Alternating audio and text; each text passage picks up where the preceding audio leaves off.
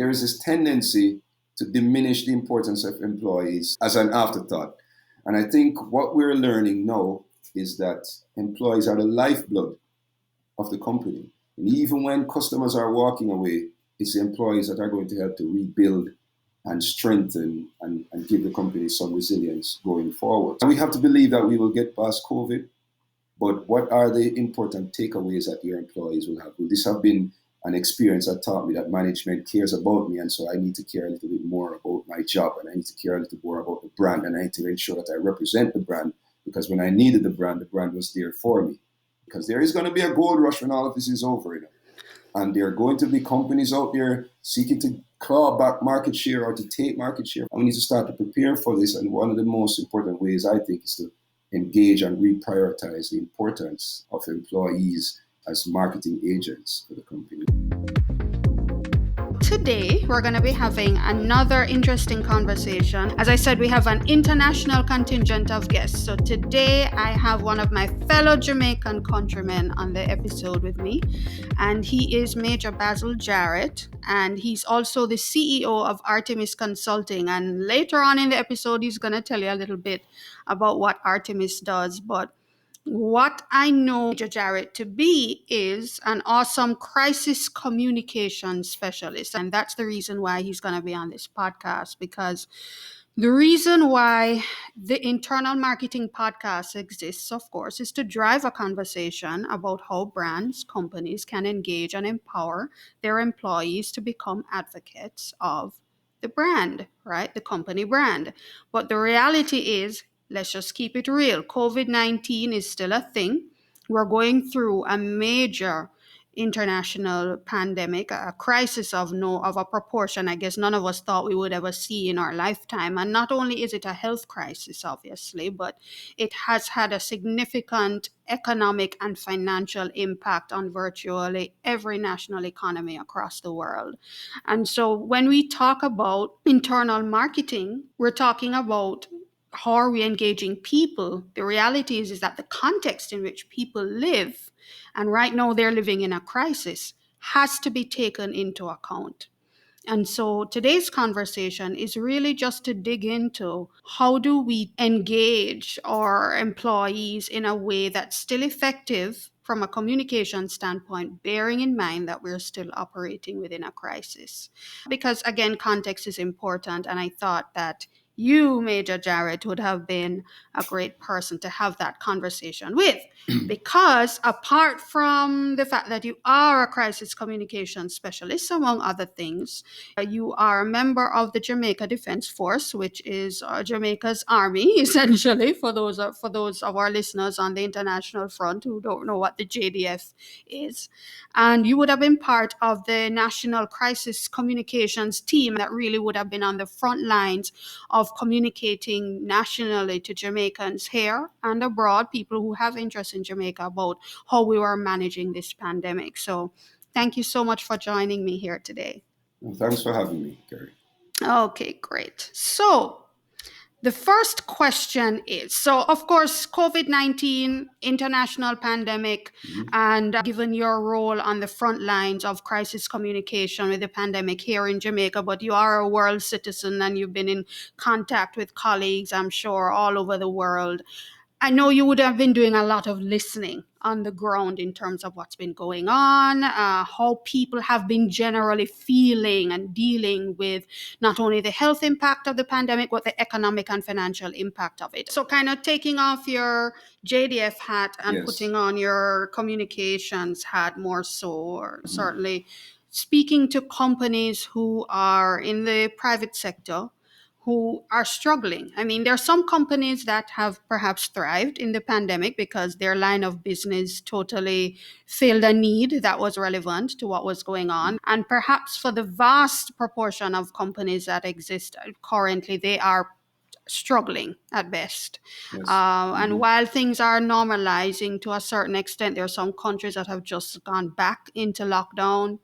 And again, as organizations with employees who are themselves feeling this extension of the struggle from the company end, threat of loss of jobs. And really what I'm driving at is that companies have to be, I think, more empathetic to Mhm. what employees are going through before you even start an engagement conversation about promoting the brand. And as a communications person, what do you believe companies should be saying to their employees right now as everybody is going through this crisis and just trying to remain focused and companies needing to be more empathetic? What should they be Right. saying? Kerry, I think the companies that are going to survive and thrive and possibly be even stronger after COVID are those that engage their employees. COVID happens. We're losing income, we're losing profit, revenues are down. The knee jerk reaction might be to cut staff. But even if you have to cut staff, how is it done? Is there a certain level of engagement that happens where you give persons the option to say, well, if there was somebody who was looking to retire, perhaps that person would retire early? Is there someone who was looking to transition out anyway? In other words, to just take a cutlass and just start chopping left, right, and center, it sort of sends a message that you're not only insensitive to the realities of what's happening, but there's also a level of devaluing or undervaluing of the employees. And we must be optimistic and believe that COVID is going to go away one day. And when that happens, those employees who leave and even those who stay become disciples. And they will always remember how they were treated. So to me, the companies that will survive and be progressive are the ones who have that engagement. Instead of cutting staff, can we cut hours? Can we furlough? Can we adjust our timings? Can we come up with flexible working situations that allow everyone to get a small piece of the diminishing pie, as opposed to getting rid of a certain section in order to keep others at the same level? So that I believe is important in not only helping to rationalize the company going forward, but also to let employees know that we are a part of this family and your well-being actually matters to us. Because years from now, when we're talking, where were you? What happened to you during COVID? Oh, I was laid off, and all that happened was I got an email to pack my things and go, as opposed to the management sat with us, they took our feedback, they took our recommendations, and so whatever decisions that came, it was a group, it was a collective decision. And I think that will help to soften the blow a little bit in the end. So engagement with the employees is absolutely key. The other thing to why engagement is so important is that management doesn't have all the answers. And sometimes there might be someone sitting in a little corner doing his work who may have a gem of an idea that can actually not only reinvent the company, but can also help it to navigate its way out of this crisis. So constant engagement, I believe, is a key right now. So you spoke about the end game in the sense that everybody's looking forward to COVID disappearing, not good. And it's clear about which companies, based on how they engage and how they empathize with their employees, the prospect of those employees, I love that word that you use, will turn into your disciples because they would have remembered the level of empathy and engagement that you continue to do with them even throughout. I've heard awesome stories of even companies who would have laid off employees and were still in touch with those employees who were laid off. It's amazing. And I was wondering if we could probably take a flip to that and come forward a little bit because we don't know when COVID is going to end, right? And for those companies that are still struggling, just trying to hit targets, there is a need to engage employees in the revenue generating process now.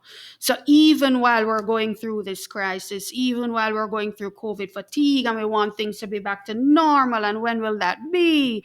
And it's like, okay, yeah, well, but we still got bills to pay today, you know?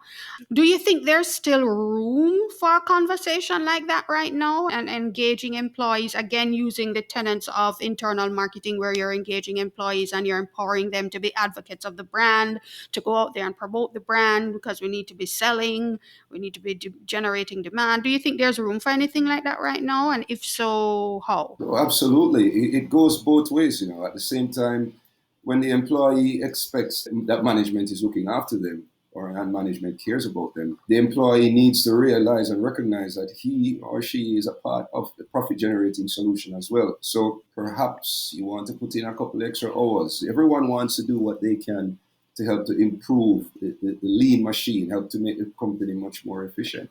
Once employees understand that and the job moves from just being a 9 to 5 pay the bills, it now becomes absolutely critical that I have to justify my position here and I have to do more and go above and beyond in order to keep the company afloat. So going out and speaking on behalf of the company and selling the company and promoting the brand, everyone has a role in that if that's how we're going to turn the ship around. But again, the average person who is busy trying to figure out how am I going to pay the bills? How are my kids going to be in school? They may not be thinking of the company in the forefront of their mind. So sometimes you need to have that level of engagement with your employees for them to understand that role, because sometimes you may find that employees, they get stuck in the malaise of I go to work 4 o'clock, I get back at 5, my work is done, I'll see you in the morning. No, you're going to have to put in a few extra hours, and you're going to have to be a greater disciple to help us turn the machine around. And that sounds very good, I guess, from a textbook perspective. Because, yeah, you Mm-hmm. have to remain engaged, guys. You know, Mm-hmm. lights are still on. We want to keep them on. Everybody has to put their shoulder to the wheel to make that happen. But I guess the Mm-hmm. next question is, what does that look like? How do companies do that? Because while I think everybody agrees that that's how it should be, could you share with us practically how companies can execute on that kind of communication? What kind of communication activities could be done to engender that sort of brand advocacy type behavior in employees, even in the context of what's going on? It starts with a very frank discussion. Perhaps there may have been things that management may not have discussed with staff prior. We're going to have to, if we're going to have an open, frank understanding, then perhaps we're going to have to break down some of those walls and have that discussion. In the JDF, in the case of the JDF, for instance, we had to take a very hard decision that we were going to quarantine our bases to protect people. Now, when you consider what's going on at home, I know you're telling people that they won't be able to go home for some time. And so senior officers had to engage with the troops at all levels. This is not a perfect situation. Initially, there was some amount of resistance, and you can imagine, but once people got the message, they started to, well, okay, I may not have luxuries as I would if I was at home, but I'm going to make the best of it. So, from a company wide perspective, it's going to be very important for management to start to have those uncomfortable conversations. We're going to have to talk about salaries. We're going to have to talk about spending. We're going to have to be very honest and open with each other when we discuss just the state of the company from an employee perspective. What can we lose? What can we not lose? And if we're going to have to cut certain benefits, why we're doing that. Not pleasant because you're asking people to sacrifice. But once you have that engagement, it's open and it's frank and it's in the best interest of all, I think it'll be easier to get that buy-in and that support from the employees and staff. I totally agree. I think it certainly starts off with a frank conversation. One thing that came to mind for me when you're speaking is this thing called, well, it's the kind of the flip of customer insights. There's employee insights, which Mhm. is essentially research, doing research into kind of tapping into what's happening, where the pulse of employees are concerned. Is that something that you recommend companies do, and how do they go about doing that? Oh, absolutely. You'd be surprised at what you can learn when you start to engage with persons who are out there, in our case, literally on the front lines. Sometimes I think management has a tendency to sometimes think that they have all the answers. But they may very well have the answers, but there's some subtle tweaks that can make all the difference between a successful operation and one that doesn't work. And it's that man on the ground, the boots on the ground, they are an important note.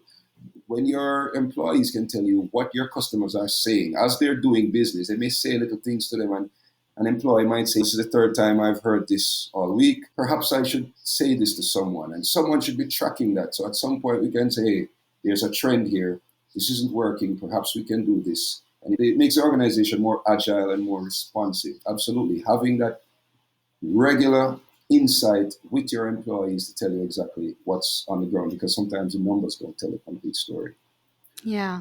And I hear a debate sometimes that takes place about who should be driving that sort of a research. So a lot of people say, well, it's employees, so it should be HR. And then and then some people say And, internal communications. I actually subscribe mhm, to a recommendation that I read a few months back, that if marketing is really about driving employee advocacy and recognizing again the context that employees are operating within, then perhaps marketing should be the one to drive employee insight activity. Because if they are the advocates that we want to send out, as it were, send them out on the road, so to speak, mhm, to mhm, advocate on behalf of the brand, and we really want to be empathetic and ensure that we're taking into consideration everything that's contextually relevant to them before we mhm, send them on these assignments, so to speak. There should be marketing. mhm. Do you recommend an owner who should be sort of driving those kind of insights and that feedback loop, yeah, with employees, so that we're always relevant in how we're engaging them internally? Well, I would say that what's more important than who owns it, it's who's involved in it. Mm. You know, this thing where, well, marketing said they were going to do it, and if everyone is pointing the finger at someone else and it never gets done. I think what's more important is that it's a collective effort. When you start to bring in everyone who's a node, a contact point of information, then it allows you to distill the information better. Just because customers and clients are saying something, you have to put it in context. What are they saying? And is there something else that's driving this, that's causing the problem that we need to fix in order to repair that damage? So my recommendation is always that the teams that are assigned to do this type of thing is multifunctional, and it cuts across different departments, because you may be sitting down over here not realizing how your actions are having an impact somewhere else. It's the team effort and pulling all those contact points to say, I hear you, but so what? You know, yes, this, so what? At the end of the day, you come up with a much more richer engagement and a better product. So whether you want to leave it with marketing or you want to leave it with HR, what is important is that it's a collective effort and all the contact points are involved. But I do see the perspective, and I do appreciate why marketing would be the immediate fall guy, because everything the company does is marketing. If you take it from the perspective that it's not just the products, it's not just the service we're delivering, it's when a customer interacts with this company, do they feel a sense of satisfaction? Do they come away with, you know what, I like this product, but I don't like this guy who I have to deal with? So rather than who owns it, it's who's involved in it. I think there's actually much more value in that approach. Marketing should definitely play a driving role or a co-piloting role in Mhm, how we're engaging employees and generating insights to keep them engaged and enabled and empowered, as I like to say, to be brand advocates for the company. I agree with you that I think it's something that everyone should more or less own and be a part of. So right. it may not be the best thing to have one center of excellence, but have a Mhm, slew of different functional areas, including HR and marketing and internal comms, and the CEO's office, coming from mhm, the top, mhm. creating that or building that level of importance and focus around doing that. So we're about a year into the pandemic, and I think companies would have learned some lessons along the way in terms of how they've been engaging their employees. Again, based on your listening and being a part of various conversations with various sectors and entities, what do you think are the two biggest lessons that companies have learned about how they are to engage their employees? Because I think probably before now, there may be a bit Mhm. of taking it for granted, but now companies have had to rethink and work over time with respect to how it has seen and engaged employees. What do you think would be the two Mhm. biggest lessons they would have taken? Because I think that's a great learning point for other Yes, companies yes, as yes. well. Well, I hope this isn't a lesson that they're just learning. I mean, for me, it reinforces something that, well, it's an approach I've always taken when dealing with crisis management and crisis communication, is that it may sound a bit cliched, but it's so true that there is opportunity in every single crisis. Before COVID, who would have thought that a meeting could be productive and useful and value added without having 12 people bundled up in a stuffy room where there's something I want to say, but because the boss is here, I may not say it. Or maybe I'm not so confident speaking my opinions. I may not say it. I may keep it to myself. But now I'm protected by my computer screen where I can say what I want. And if someone doesn't like it, I can just mute him.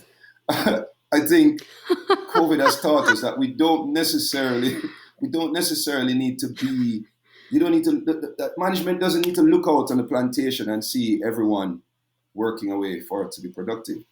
Thanks to the technology that's there, and thanks to how we've adapted our thinking, we're beginning to challenge conventional wisdom. Did we miss an opportunity by not thinking widely enough in our response to this? Because I know certainly companies they've just been forced to survive in this era by reassessing how they do business. These teleworking, these telemeetings, telecommuting.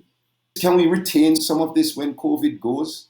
Because I can tell you, I may be sitting here and we're having this wonderful conversation, but my right hand could be sending a message.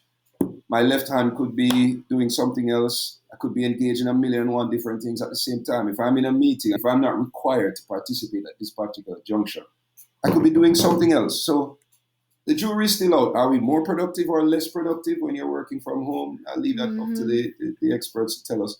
But certainly there's an opportunity there that we ought not to miss even after COVID. I would hate for us to pay such a high cost and not take away something valuable in the end.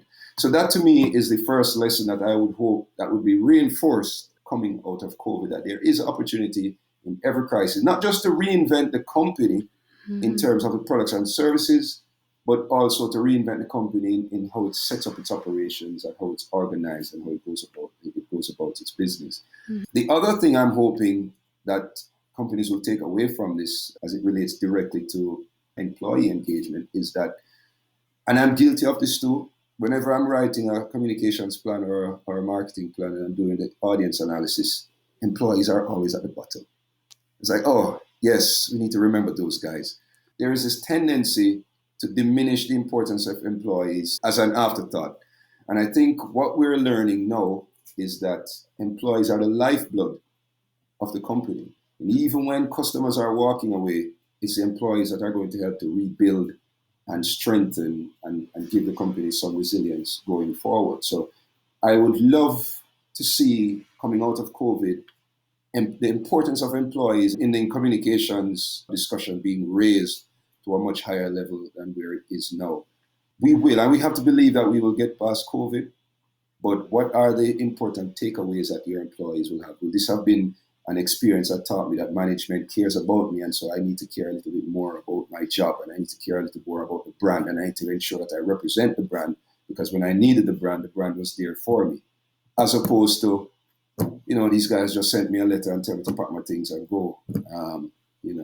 You've lost that disciple, which you're going to need, because there is going to be a gold rush when all of this is over, and there are going to be companies out there seeking to claw back market share or to take market share from someone who may have fallen asleep during COVID. And we need to start to prepare for this. And one of the most important ways, I think, is to engage and reprioritize the importance of employees as marketing agents for the company, which is essentially what you're doing just with this podcast. I really appreciate the purpose, and I'm hoping that coming out of this, it will have that impact where employees are no longer considered second-tier key constituents. So if there's anything we can get from this is opportunity in every crisis, and to engage with employees and raise the importance of employees in being disciples for the company later on. Yeah. I love that. I love that. And I keep coming across a research all the time about how far reaching marketing messages are when sent from the mouths of employees as opposed to coming from the official company brand account. And especially in a time when marketing budgets are constrained. I'm feeling that right now in my own day job. Budgets are constrained. Everybody's trying to tighten the purse strings, but there's a need for the brand to be out there and relevant and generating demand. And what better way than with your own employees at a fraction of the cost, certainly not as expensive as paid marketing, but being part of, as you say, the evangelists, the disciples, the advocates that are putting the brand out there with a much farther reach and better outcome for sure. Thank you so much. This has been a great conversation. The penultimate question I ask in every episode is, based on everything you would have shared, what would be the key takeaway or key nugget that you would want our listeners to come away with today? Well, I know I'm going to sound like a scratch record. I say it everywhere I go. Opportunity. There is opportunity in this. What is the opportunity that has presented itself to us in terms of how we engage with our employees and what are we getting out of it? And how can we leverage this for our use in the future? Do we need to go back to 2019 or can we take a different approach that actually creates a leaner, more effective fighting machine, in corporate terms, of course, as we head into the post-COVID gold rush? Yeah, yeah. And I think more companies will definitely log on to that thinking because I don't see, after being through what we've been through with COVID and what I think it has already begun to impact as far as our thinking and how we view life and each other. I see nothing but companies being able to easily make the connection between, well, this is something that we just have to start doing more Mm-hmm. of. This is something we really need to be digging into. And I appreciate Mm-hmm. that point. Of course, first of all, I want to thank you so much for your time and your expertise, for coming on and being so generous with sharing them with us today. And my common last question to all my awesome guests is, how can we, those of us listening, the internal marketing tribe, as I like to call it, how do we support you? So Artemis Consulting is a brand new company that I created. The company is really designed to help companies to improve their crisis communications by going what I like to call further up the river. In other words, instead of trying to fix a problem when it becomes a problem, I incorporate business processes improvement into my communications plans in order to keep companies more resilient and more resistant to crises in the first place. For me, the mark of a successful crisis communications plan is when there's no crisis to respond to. So, with that hindsight, we created Artemis Consulting.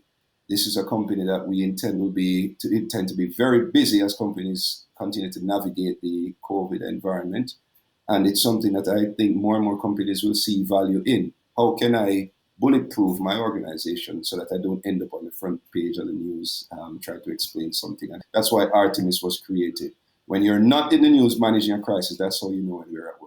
Oh, wonderful, wonderful. And I Yes. think that's an awesome specialization. I think, first of all, the timing is awesome because of obviously the times we're living in. But I think generally it's an awesome niche that I'm not sure a lot of companies tend to put a lot of attention into. And even if they do, who do they call, you know? So you are on LinkedIn, so we can reach out to you on LinkedIn. Yes, absolutely. Okay, great. Thank you so much again, Major, for your time and for your expertise. Really appreciate it. And just wishing you all the best to you and yours. And of course, continue to stay safe. Thanks for having me, Kerry. I really appreciate it. Thank you.